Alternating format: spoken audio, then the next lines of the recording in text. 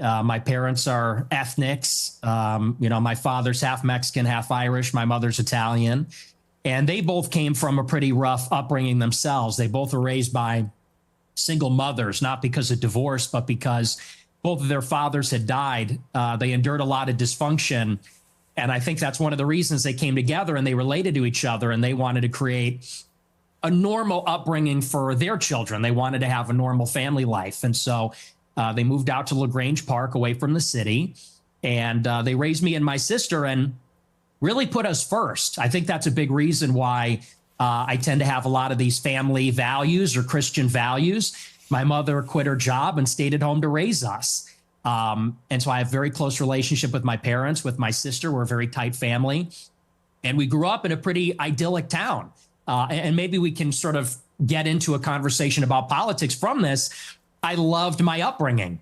My mom stayed at home. My dad was working. We're in a mostly white suburb in Chicago. Everybody was maybe half Catholic, half Protestant.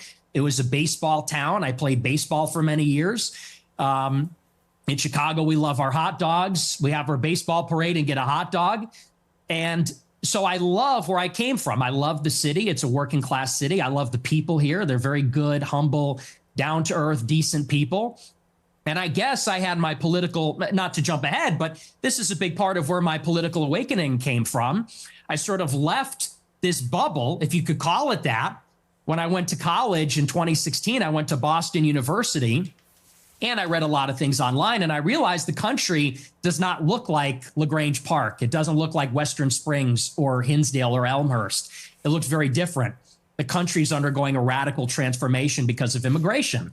And so I saw that and I said, this is not really a desirable change. I don't like the south side of Chicago or the west side or LA or certain parts of Boston as much as I like where I came from.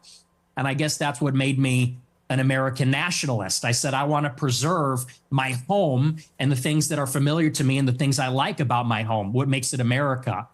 So that's a little bit about my background.